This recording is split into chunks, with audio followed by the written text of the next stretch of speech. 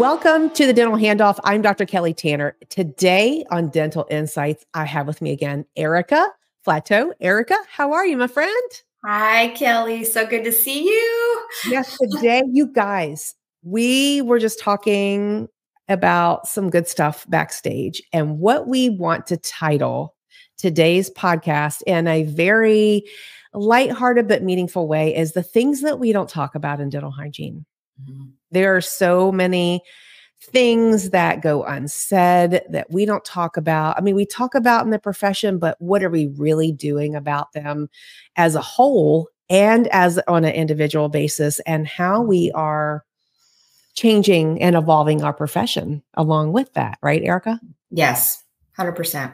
So one of the things that Erika and I were just talking about was we know that, especially since COVID, and okay, so let's backing up just even more. I guess maybe we can reverse it because our profession has changed so much in 5 years and so much in 10 years and so much in 15 years that the hygienist that I know that I once was, I mean, I still am a hygienist, but the baby hygienist when I started hygiene has evolved to where the hygienist and the meaning of the hygienist is today.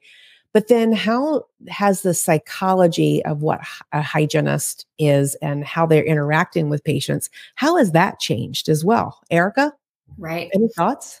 Yes. Well, I mean, if you're asking the thought process that I would have treating patients between being a new graduate or a baby hygienist to now, I saw my department partners differently right out of school. We all talk about the imposter syndrome or coming right out and feeling insecure and seeing patients at first.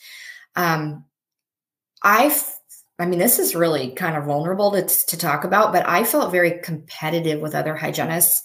I wanted to be the one that the doctor thought was the darling. I wanted to be the one that the patients would request to see. And I took it very personally if someone wanted to request to see a different hygienist. And it's not, it just tells you about that patient. It doesn't tell you about yourself. But as a young graduate, I didn't understand that. And it really caused some divide. Everybody, I always got along with people in my offices throughout the years, but it definitely caused a divide that wasn't really talked about. And you don't get a closeness with your co-hygienists in the office or even other team members if you're secretly down deep feeling competitive with them and hoping to shine above others. And in my maturing as a hygienist and as a coworker and a care provider, I started to understand that we all bring something different.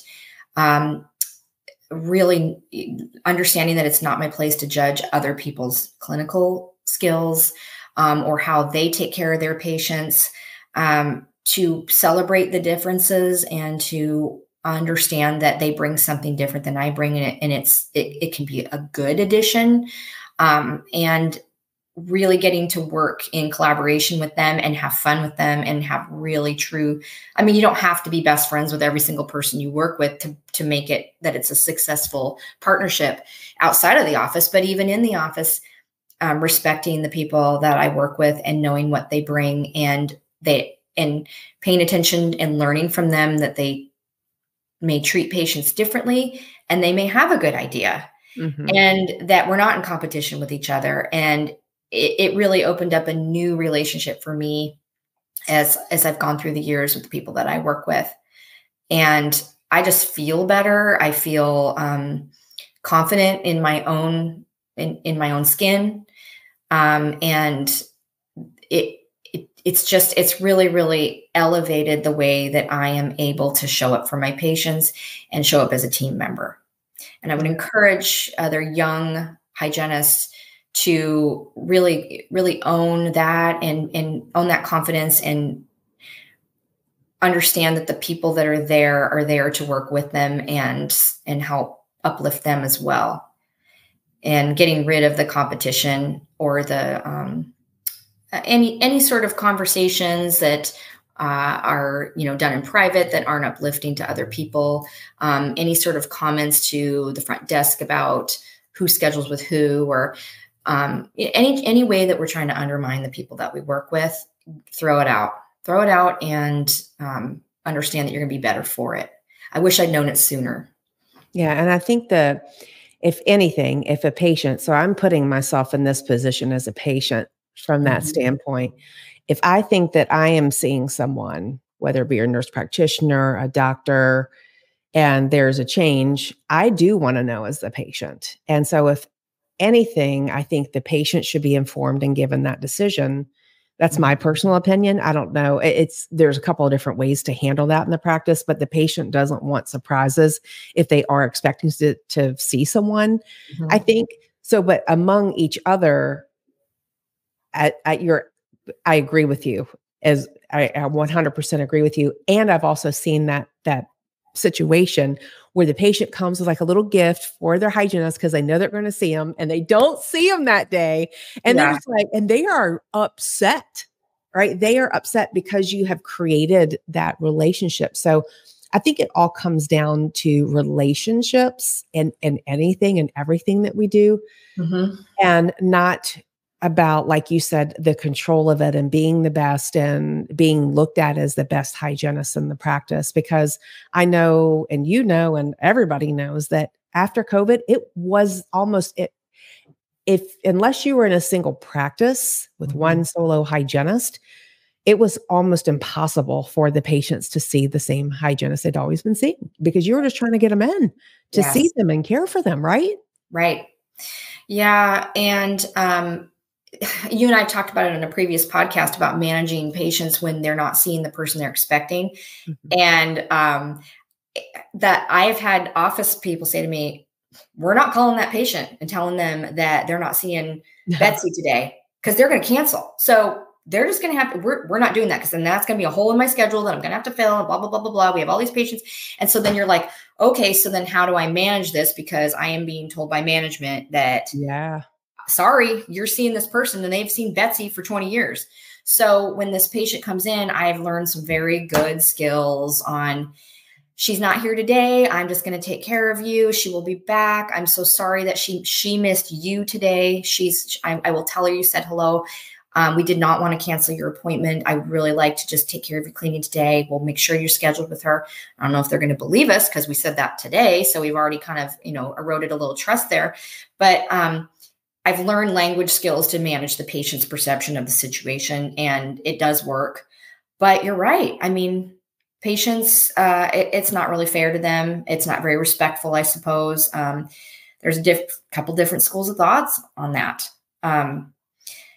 With such a backlog of patients right now, and every appointment being so important and people waiting to get into practices, you're going to get a little pushback if the patient gets rescheduled from your management team.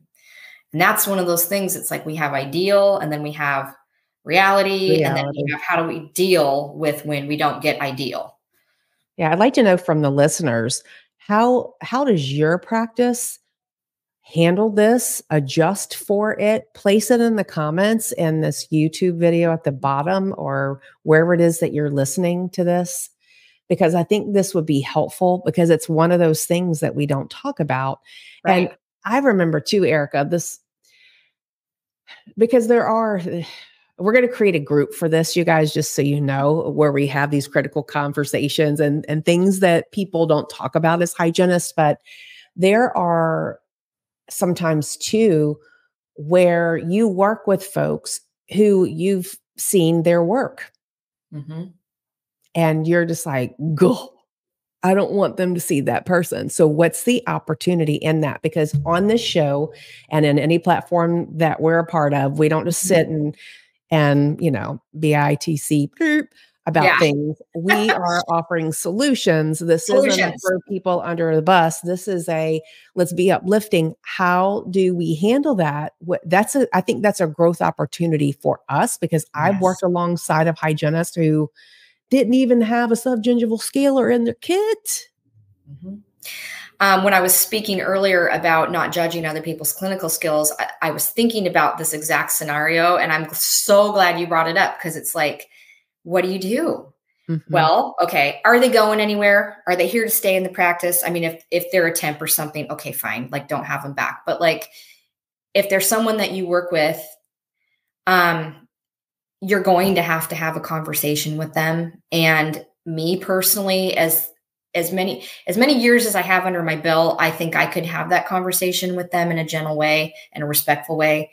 And maybe approach it like, I'm really excited about this new instrument, or I'm really excited about this new technique. Do you want to work with me on this? Could we ask the doctor for like an hour, and you and I could sit down and we could really, and maybe help get this person excited. If they're like, no, this is the way I do it, I don't care, my back hurts, I'm just going to Cavitron everybody and the Supra and shoot them out the door, I don't care. Okay, maybe you have to go to your doctor and discuss some issues. But anytime over my years that I've ever gone to the doctor, and especially in this market where you can't get a hygienist, that person's not going anywhere unless they want to. So I think that, I mean, our listeners can comment and say what they would do, but I think because of my personality type, I wouldn't be afraid to try to suggest some ways we could work together without directly insulting the way they operate. Absolutely. What do you think? Yeah, no, I'm same. And in that, I remember one particular instance where of course I was the newer girl, there had been a seasoned hygienist there, and there was a doctor. I'm trying to remember, gosh, because this is like way back. You're dating yourself now. Stop. I know, in the 1900s, right? Yeah. And the doctor had just bought the practice. And so the doctor acquired the hygienist, and this is very common now. And you guys have experienced this. And I came in as the new girl, and I am looking at radiographs, just seeing subgingival calculus, it's touching. And the doctor's going in to do checks. I'm taking a lot longer as the hygienist doing their preventive care for what they are scheduled for. Yeah. And of course, there's more bleeding. There's all of that. And they're just in and out next door. And I'm going, and the patient's like, I don't remember bleeding like this before. I don't remember so-and-so telling me this. And so there's that dynamic that's there. We've all been through it. We have all been there. And so, okay. So if I were the new girl, I think if possible, this patient would be going back to that hygienist because they've established a relationship, and I can have a conversation with her maybe later if she's open and willing. If you go in as a new girl and you recommend 4 quadrants of root planning, I mean, the person didn't wake up with this calculus this morning. It is horrific that they have advancing gum disease under her watch. But they didn't wake up this morning, and you've got to handle this situation with kid gloves. Because if you tell them that they have periodontal disease, and as a brand new hygienist, I would have been all over that, telling them this, that, and they do need to be informed. I am not somebody that just doesn't diagnose perio and just lets it go. But when you have that new position, you've got to handle it very strategically, and it does need to be handled.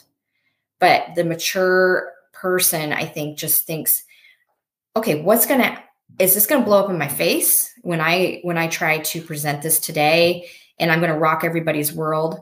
And you can't throw the other hygienist under the bus.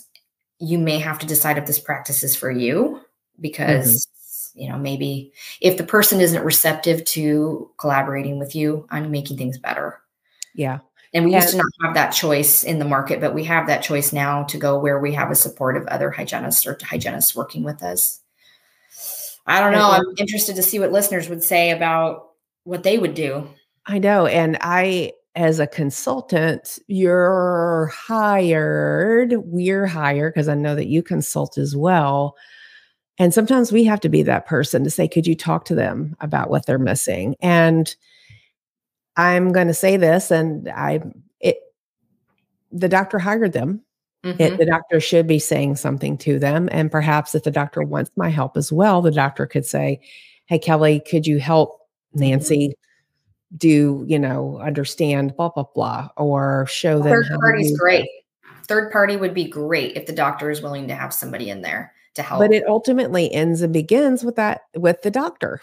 Mm-hmm. Say, because they're the employer, right? Right. And you are only going to get what you're willing to tolerate. And so if that's what you're willing to tolerate, then what are we here for?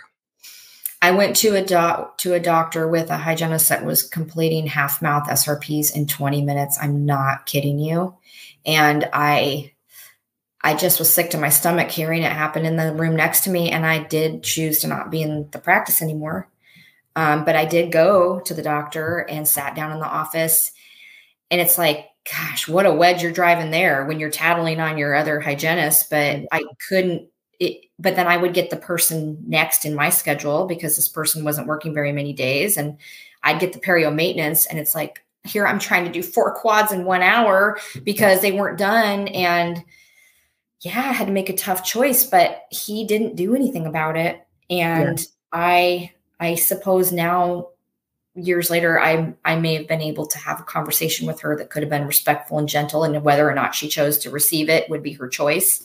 But people can get pretty defensive when they're called out on something that they probably know it's true, but who are you to talk to me about it? Would probably be 50% of the reaction, right? The other 50%, maybe you'd get somebody that would be like, wow, I didn't realize, or wow, I'm really glad you talked to me, but it's not going to be the majority. I think there would be a lot of defensive-ness. Yeah. But And then it wasn't leadership.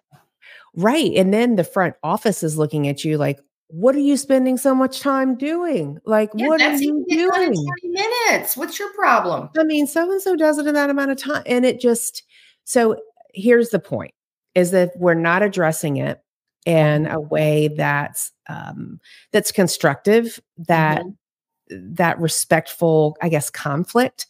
The word conflict begins with co. And so you need 2 people to get through it. It's a courageous conversation to bring it up to doctor, to bring it up to the hygienist, to say, hey, here's some things I was noticing, and I want to let you know I'm coming this conversation with love. And the patients I'm seeing have this. Have you noticed that? Have you noticed that with the patients? Have you whatever? And just talk about what you're experiencing.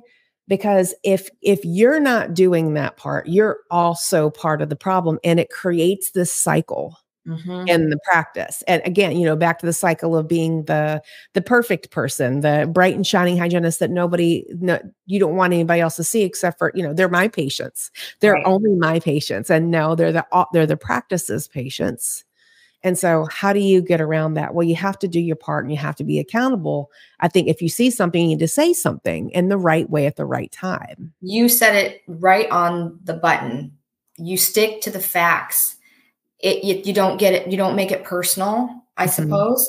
If you stick to the facts, the fact is 1 + 1 = 2. There is calculus on the X-ray. It's black and white. You can't argue with that.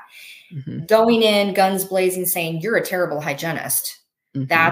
You're mistreating people. You are unethical. I mean, we just went personal and emotional. If it's like you go to your leader, your doctor, your office manager, whoever it is, and you say, there is calculus on the X-rays, big calculus, and I need to talk to you about this and see what you think we should do.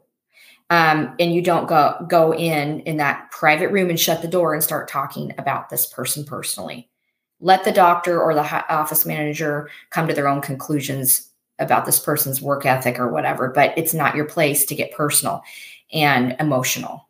And so I don't know. I think that is what I would do. And I got that from what you just said.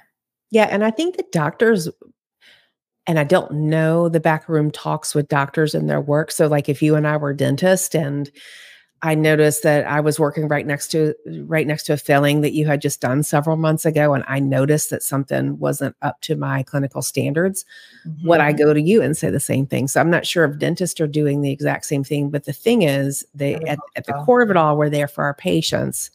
And if we can't talk to each other and empower each other with information in a respectful way, what are we doing? And if it doesn't work, then maybe that office isn't the right fit for you, because there has to be leadership in Right. all of that.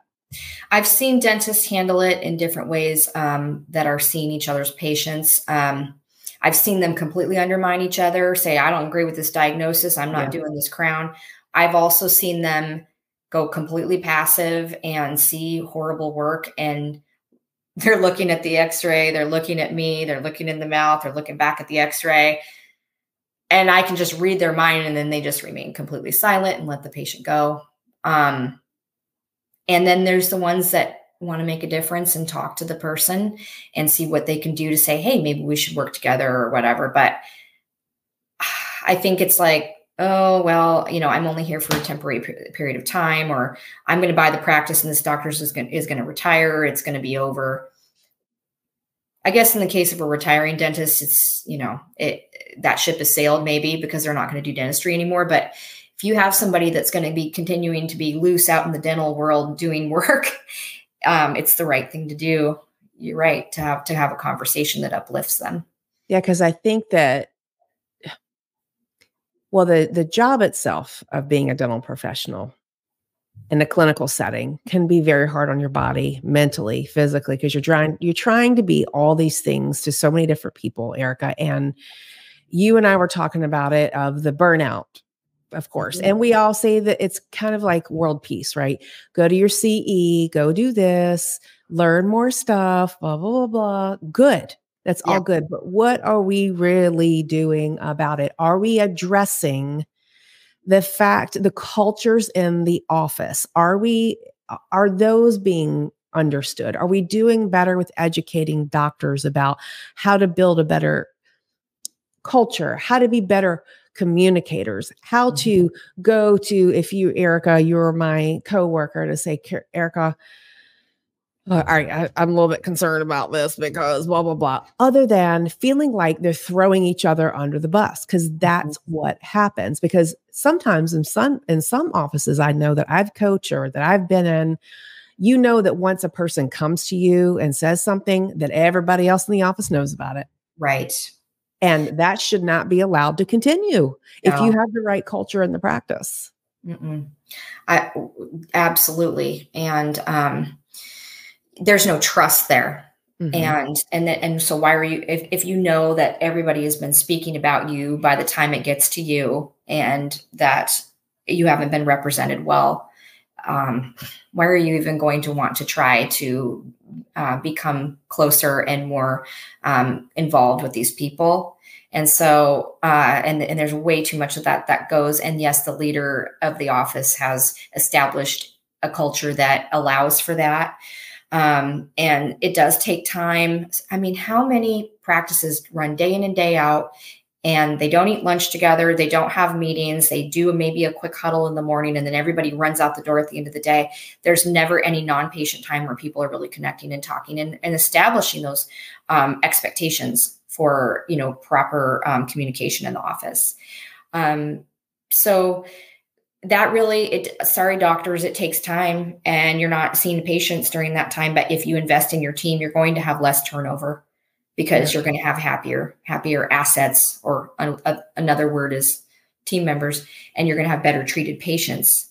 But the burnout is such, we could do an entire podcast on that, but I feel like it's not really truly getting addressed, because hygienists are leaving the profession, or they're getting through their days, or they can't wait to do something else with their career.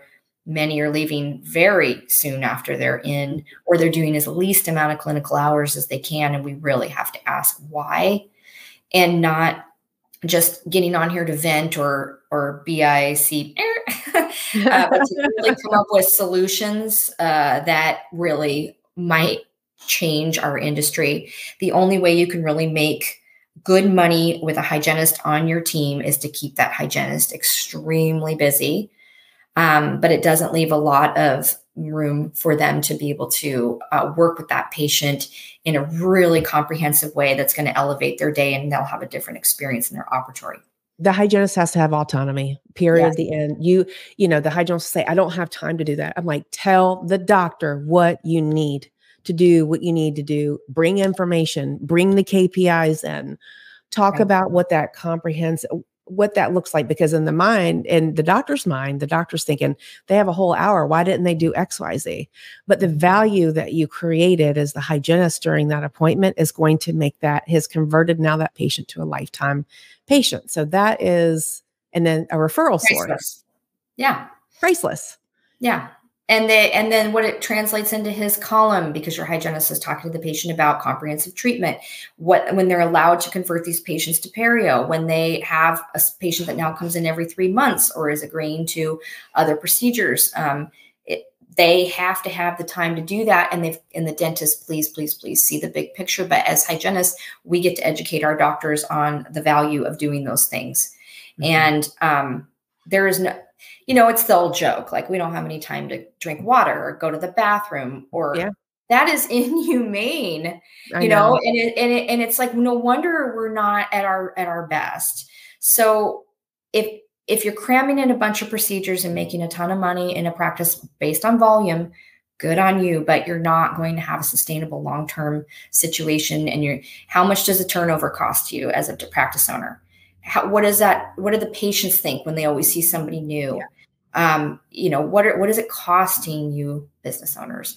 And so it can be a win-win-win, but the hygienist has to win too. The patients ultimately win in the end when this happens.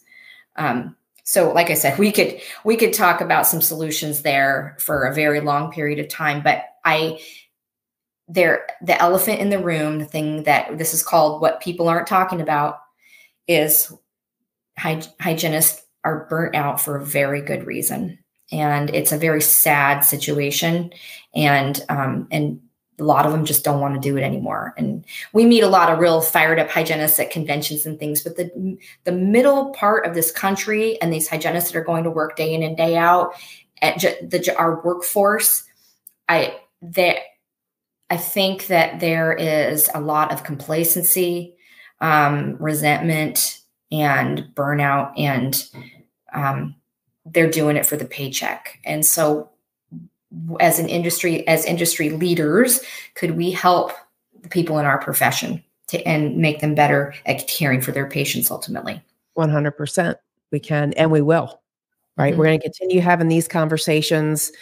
Keep an eye out on the next few podcasts on what's up and coming, some exciting things. And it's not a simple solution. It's not one size fits all. It's multifactorial, and it's layered. And some of it is baked into our DNA that has nothing to do with the profession. It has to do with us and how we perceive ourselves. So in all of these things, I think, Erika, we could fix, and it could be a perfect world. But if you're still an unhappy person, then that is at the core of the problem. Nobody can help you. And so what are we doing personally? What are we doing professionally as a profession as a whole to elevate everything, to bring us to that mind, that body, that spirit, and that caring, that servant heart that we all got into this for in the beginning of it? I know personally that I have been reimagining what next level dental hygiene is going to be. You shared with me something similar as well for what you're doing. And how can we reimagine this profession to make it the greatest I still think it's the greatest profession ever, but to keep people in it, we have all the people, I think the right people, the right solutions. How do we do this, and how do we come together? And you never know the impact you're going to have leading by example and having that kind of servant's heart and wanting to give back, because somebody that's coming into this industry is going to look at you and they're going to say, I want that. That's what I want. And I want to be like that. And I want to grow into that, and mature into that. And they're seeing you do things in a way that is vulnerable and authentic and from growth and from hard work. And it is so inspiring. And so that is number one. There's so many other problems we can try to solve together, Kelly, but just leading by example and inspiring the young hearts that are coming into our profession. You're doing that every day. So awesome on you. Well, you are too, Erika. I mean, I see you at every convention. You got the headphones on. You're talking to everybody. And inspiring to those who have been in it for a while, because sometimes we don't know how to grow. We don't know if we're going to continue on. We're kind of at that crossroads. So how do we support everyone at the different levels? And so stay tuned, my friends. Erika, thank you so much for the brilliant conversation. Our friends listening, drop into the comments. What are you doing about what are you doing about your alignment with your hygienist? How are you talking to the doctors or your office, or how are you handling the culture? Are you one that's just like, because I know some people in relationships are like, nah, this isn't working, I'm leaving. I mean, some people might be that too with the dental office. And what are you growing? How are you growing as a human from that if you're running from it? Sure. And it should be the last resort. Truly, if it's really not working, all your efforts to make a difference and to communicate with people, okay, fine. But really just give it a try. You never know. You can have someone that you think can never turn it around just come to you a year later and go, you changed my life. Yeah. Yeah. That is just, and to be able to give that to somebody else is super cool. So I encourage you, don't give up unless, like I said, it's a last resort. The patients deserve it too. And they deserve to have consistent people taking care of them. And that's the way that you really get to ultimate health for them. Yeah. So feel free to reach out to Erika. Her information's in the show notes, and you guys know how to find me. What I ask, Erika, thank you so much for your time again today. Of course. You as well, Kelly. Thank you. Always love your heart on this. So you guys know I always ask for the favor. Go on to Apple Podcasts. Give us 5-star rating, please. And if you're listening to this on YouTube, press the like button and share it with friends, because that like button helps to help other people. It helps the algorithm recognize other people who may want to watch it when it goes live. So thank you for all that you do every day. And let us know in the comments what you'd like to hear more about. Thank you, my friends. We'll see you next time. Thanks. Bye. Bye-bye.